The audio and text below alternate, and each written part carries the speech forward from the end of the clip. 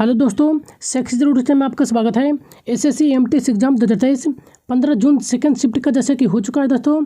आज हम इस सेशन में 15 जून सेकंड शिफ्ट में जो क्वेश्चन पूछेंगे उन सभी क्वेश्चनों का एनालिसिस करेंगे। ये सभी जो क्वेश्चन होंगे 100% रियल एवं ऑथेंटिक क्वेश्चन होंगे, तो सेशन को पूरा जरूर देखेगा दोस्तों। एक बात दोस्तों, यदि हमारे इस चैनल पे पहली बार आए हैं तो इसी तरह का कंटेंट पाने के लिए हमारे चैनल को सब्सक्राइब जरूर कर लीजिएगा और बेल आइकन को भी प्रेस कर लीजिएगा, ताकि हमारे द्वारा जो भी सेशन आपको प्रोवाइड किया जाएगा तो सबसे पहले आपको पता चलेगी। तो बेल आइकन को जरूर प्रेस कर लीजिएगा दोस्तों। और एक बात दोस्तों, जो भी एग्जाम होते रहते हैं उसका एनालिसिस मैं अपने इस चैनल के माध्यम से करवाता रहता हूँ, तो इसलिए हमारे चैनल को सब्सक्राइब भी जरूर कर लीजिएगा और अपने दोस्तों के साथ भी अधिक से अधिक शेयर कीजिए ताकि इसका सभी बेनिफिट उठा सकें। तो चलिए सेशन को शुरू करते हैं। क्वेश्चन जो पूछा गया था कि भारतीय संविधान में राष्ट्रीय आपात उपबंध किस अनुच्छेद से संबंधित है। तो राष्ट्रीय आपात की जो व्याख्या की गया है अनुच्छेद 352 में किया गया है। तो आपका जो करेक्ट जो आंसर होता तो अनुच्छेद 352 आपका करेक्ट आंसर होता। चलिए इनसे संबंधित अन्य फैक्ट को देख लेते हैं। यदि देखा जाए तो आपात का जो उपबंध है भारतीय संविधान के अधिनियम 1935 से जो है लिया गया था। वहीं देखा जाए तो भारतीय संविधान के भाग 18 में और अनुच्छेद 352 से लेकर 360 तक जो है इसका उपबंध किया गया है। राष्ट्रीय भारतीय संविधान में आपात का उपबंध जो किया गया है अनुच्छेद 352 से 360 तक। वहीं देखा जाए तो राष्ट्रीय आपात को जो है आपात को जो है भारतीय आपात को वो 3 भागों में बांटा गया है। वे 3 आपात कौन कौन से हैं? पहले एक राष्ट्रीय आपात जिसका उल्लेख 352 में किया गया है अनुच्छेद 352 में, और राज्यों के संवैधानिक तंत्र की विफलता यानी कि राष्ट्रपति शासन का जो उल्लेख किया गया अनुच्छेद 356 में किया गया है, और वित्तीय आपात का उपबंध जो किया गया है अनुच्छेद 360 में किया गया है। तो इन सारे एक फैक्ट को आप जरूर ध्यान में रखेगा। तो चलिए चलते हैं नेक्स्ट क्वेश्चन पर। नेक्स्ट क्वेश्चन जो पूछा गया था, इल्तुतमिश की बेटी का नाम क्या था। तो इल्तुतमिश की जो बेटी का नाम था वो रजिया सुल्तान था। तो आपका जो करेक्ट आंसर होता है रजिया सुल्तान आपका करेक्ट आंसर होता। रजिया सुल्तान जो कि शमसुद्दीन इल्तुतमिश की बेटी थी। इन्होंने जो है तुर्क एक गुलाम के रूप में जो है जीवन के रूप में शुरू किया था। उससे पहले वह जो था दिल्ली के सल्तनत के रूप में समाप्त हो गया था।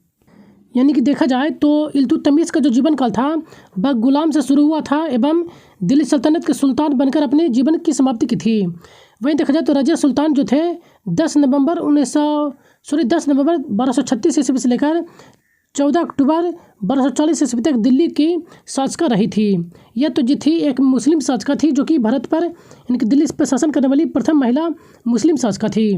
वहीं देखा जाए तो इल्तुतमिश से संबंधित अन्य फैक्ट को भी आप देख लेते हैं। 40 वफादार गुलाम अमीरों की जो एक गुट बनाया था जिसे तुर्कान चहलगानी के नाम से जाना जाता था। इन्होंने ही 40 जिसे जो है 40 भी कहा जाता था, चालीसा भी कहा जाता था। वहीं देखा जाए तो चांदी का टंका एवं तांबे का जीतल जो है इनके द्वारा चलाया गया था, जो कि मोस्ट फेमस इससे जो है एग्जाम में बहुत बार पूछे जा चुके हैं। तो आप इसे जरूर ध्यान में रखेगा। और इन्होंने जो है लाहौर से स्थानांतरित करके दिल्ली अपनी राजधानी बनाया था। तो इन सारे एक फैक्ट को आप जरूर ध्यान में रखेगा। नेक्स्ट क्वेश्चन जो पूछा गया था, किस ग्रह की घूर्णन गति सबसे कम है। तो वहीं देखा जाए तो शुक्र की जो है घूर्णन गति सबसे कम है। तो आपका जो करेक्ट आंसर होता शुक्र आपका करेक्ट आंसर होता। वहीं देखा जाए तो बृहस्पति की घूर्णन गति सबसे तेज है एवं परिक्रमण गति भी सबसे अधिक है बृहस्पति ग्रह का। शुक्र और बुध का कोई भी अपना उपग्रह यानी कि चंद्रमा नहीं है। बुध और शुक्र दोनों जो है बिना उपग्रहों वाला ग्रह है। वहीं देखा जाए तो बुध अपनी धुरी पर जो है पूर्व से पश्चिम की ओर घूमती है, और इसी रूप में जो है यूरेनस भी जो है पूर्व से पश्चिम की ओर ही घूमती है। यानी कि यूरेनस और शुक्र जो है दोनों की परिक्रमा की गति जो है पूर्व से पश्चिम की ओर करती है, जबकि पृथ्वी जो है पश्चिम से पूर्व की ओर घूमती है। तो इसे आप जरूर ध्यान में रखेगा। वहीं देखा जाए तो शुक्र जो है सौरमंडल का सबसे गर्म ग्रह है। चंद्रमा के बाद देखा जाए तो दूसरी सबसे चमकीली जो वस्तु है वह शुक्र है। यानी कि चमकीला देखा जाए तो सबसे ग्रहों में सबसे चमकीला जो शुक्र है। सूर्य की अपेक्षा जो है सूर्य अपनी अक्ष पर जो है पूर्व से पश्चिम की ओर घूमती है। वहीं देखा जाए तो 3 जनवरी यानी कि अपसौर जो है पृथ्वी सूर्य के सबसे निकट होती है। 4 जुलाई को अपसौर कहते हैं, जिस समय जो है पृथ्वी सूर्य के सबसे अधिक दूरी पर होती है। तो इन सारे एक फैक्ट को आप जरूर ध्यान में रखेगा। यानी कि पूछा जाए कि दूरी जो है किस तिथि को सबसे नज़दीक होता है सूर्य के, तो 3 जनवरी, और सबसे दूर कब होती है तो 4 जुलाई को होती है। तो इसे आप जरूर ध्यान में रखेगा। तो चलिए चलते हैं नेक्स्ट क्वेश्चन पर। नेक्स्ट क्वेश्चन जो पूछा गया था, ब्रिता नृत्य किस राज्य से संबंधित है? तो ब्रिता जो नृत्य है पश्चिम बंगाल से संबंधित है। तो आपका जो करेक्ट आंसर होता है पश्चिम बंगाल, आपका करेक्ट आंसर होता। ब्रिता नृत्य जो है पश्चिम बंगाल का एक लोक नृत्य है। इसे जो है ब्रिता नृत्य भी कहा जाता है। यह जो है मुख्य रूप से बंगाल की महिलाओं द्वारा किया जाने वाला एक बाह्य नृत्य है, जो बच्चों के जन्म देने के समर्थ में किया जाता है, असमर्थ में किया जाता है। इनके जो बच्चे जन्म देने में असमर्थ होती हैं उनके उपलक्ष्य में जो है, मतलब उनके सहयोग के लिए जो है यह नृत्य किया जाता है। यह जो है केवल महिलाएं बच्चों के जन्म देने के बाद भगवान के सामने झुकने के संकेत के रूप में जो है नृत्य करते हैं। तो इस सारे फैक्ट को आप जरूर ध्यान में रखेगा। तो चलिए चलते हैं नेक्स्ट क्वेश्चन पर। कई बार एग्जाम में जो है अन्य नाम से भी जाना जाता है नृत्य, उस रूप में भी पूछा जाता है। तो इसलिए जो है ब्रिता नृत्य को जो ब्रित नृत्य भी कहते हैं। तो इसे आप जरूर ध्यान में रखेगा। तो चलिए चलते हैं नेक्स्ट क्वेश्चन पर। नेक्स्ट क्वेश्चन जो पूछा गया था, केंद्र की नई शिक्षा नीति यानी कि NEP को लागू करने की प्रक्रिया शुरू करने वाला देश का पहला राज्य कौन सा बन गया है? यानी कि नई शिक्षा नीति लागू करने वाला पहला राज्य कौन सा था? तो उत्तराखंड था। तो आपका जो करेक्ट आंसर होता उत्तराखंड, आपका करेक्ट आंसर होता। वहीं देखा जाए तो 12 जुलाई 2022 ईस्वी को उत्तराखंड की नई शिक्षा नीति को लागू करने की प्रक्रिया शुरू करने वाला देश का पहला राज्य बन गया है। उत्तराखंड के मुख्यमंत्री पुष्कर सिंह धामी ने पूर्व प्राथमिक शिक्षा प्रणाली को मजबूत बनाने के लिए जो है राज्य भर के आंगनबाड़ी केंद्रों में जो है बाल बाटिका का उद्घाटन इस प्रकार शुरू किया है। तो इन सारे एक्टिव फैक्ट को भी आप जरूर ध्यान में रखेगा। उत्तराखंड में कब शुरू किया गया है? तो 12 जुलाई 2022 को। इस तिथि को भी आप जरूर ध्यान में रखेगा। किस रूप में किया गया था? तो आंगनबाड़ी के जो है बाल बाटिका के रूप में किया गया था। तो चलिए चलते हैं नेक्स्ट क्वेश्चन पर। नेक्स्ट क्वेश्चन जो पूछा गया था, शिकागो में स्वामी जी का भाषण कब हुआ था? तो शिकागो में जो भाषण दिए गए थे स्वामी विवेकानंद के द्वारा 11 सितंबर 1983 ईस्वी को दिए थे। तो आपका जो करेक्ट आंसर था 11 सितंबर 1983 आपका करेक्ट आंसर था। स्वामी विवेकानंद के द्वारा 11 सितंबर 1983 ईस्वी को शिकागो के विश्व धर्म सम्मेलन में जो है भाषण देकर दुनिया भर में भारत की मजबूत छवि बनाई थे। अब वही देखा जाए तो इस भाषण को जो है 130 साल हो चुके हैं, लेकिन अब भी जो है इस भाषण के लिए स्वामी जी को याद किया जाता है एवं चर्चा में रहते हैं।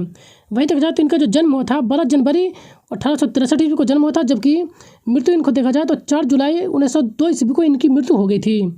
विवेकानंद का जो बचपन का जो नाम था नरेंद्र दत्त था। यह भी बहुत बार एग्जाम में पूछा जा चुका है इनका वास्तविक नाम।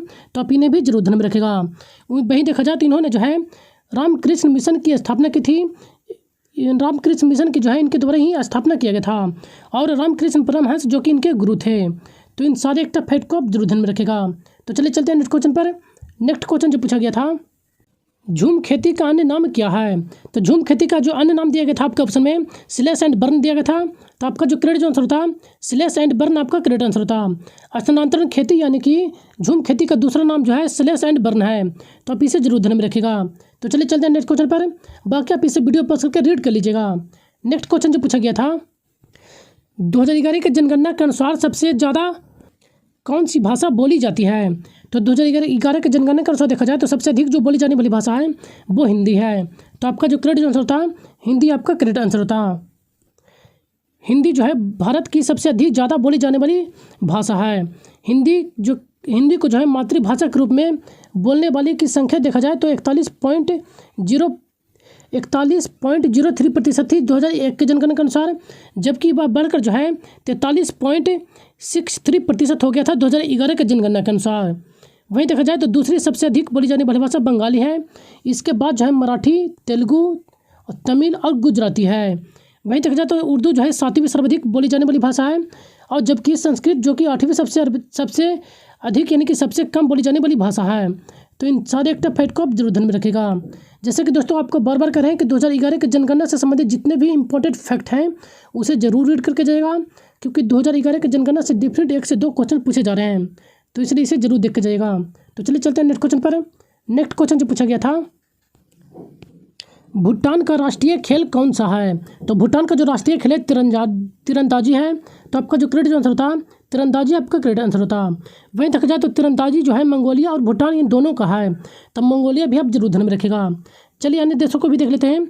बास्केटबॉल जो कि लुधियाना का राष्ट्रीय खेल है, और एस्टोनिया और क्यूबा और फिलीपींस इन सभी का जो है राष्ट्रीय खेल देखा जाए तो बास्केटबॉल है।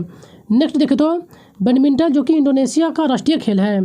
तो इन सारे एक्स्ट्रा फैक्ट को आप जरूर ध्यान में रखेगा। जैसा कि भारत का जानबे करते हैं कि हॉकी है, भारत का जो राष्ट्रीय खेल है वो हॉकी है, तो आप इसे भी जरूर ध्यान में रखेगा। तो चलिए चलते हैं नेक्स्ट क्वेश्चन पर। नेक्स्ट क्वेश्चन जो पूछा गया था, अशोक का जो अभिलेख था वो कहाँ से नहीं मिले हैं? तो आपके जो ऑप्शन में दिया गया था कालिस, गिरनार, सांची और कांधार। तो आपको बता दें कि अशोक का जो शिलालेख है वह गंधार से नहीं प्राप्त हुआ था। तो आपका जो करेक्ट आंसर होता कांधार आपका करेक्ट आंसर होता।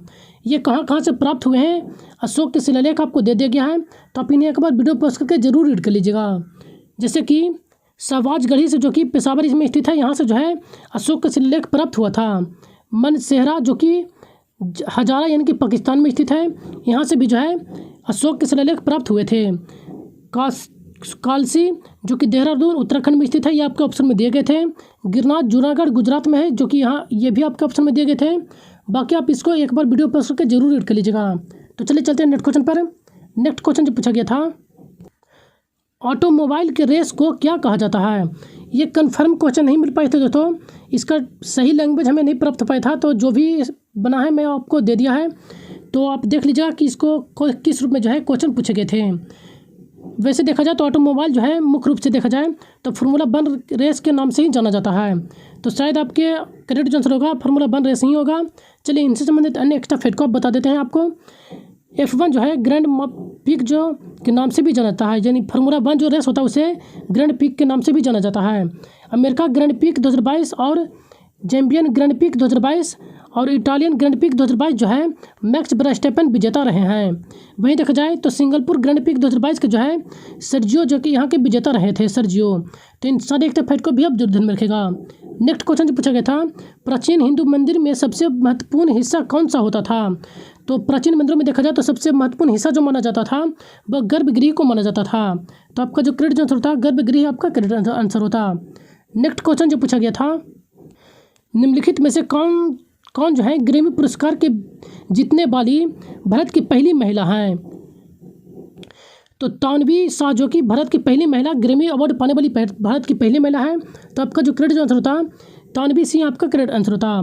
तानवी शाह जो कि ग्रैमी पुरस्कार जीतने वाली पहली भारतीय महिला है, जो कि तमिलनाडु राज्य से संबंधित रखती हैं। अन्य पुरस्कारों को देखे जाए तो 2009 में जो है इनको BMI अवार्ड और अल्बर्ट साउंड ट्रैक अवार्ड 2009 में प्रदान किया गया था।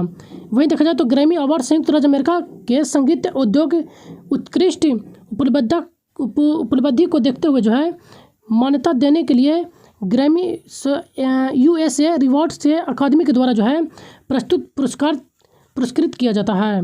तो इन सारे एक्स्ट्रा फैक्ट को आप जरूर ध्यान में रखेगा। तो चलिए चलते हैं नेक्स्ट क्वेश्चन पर।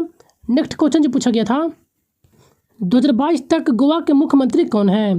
तो 2022 तक जो गोवा के मुख्यमंत्री थे प्रमोद सावंत थे। तो आपका जो करेक्ट आंसर था प्रमोद सावंत आपका करेक्ट आंसर था।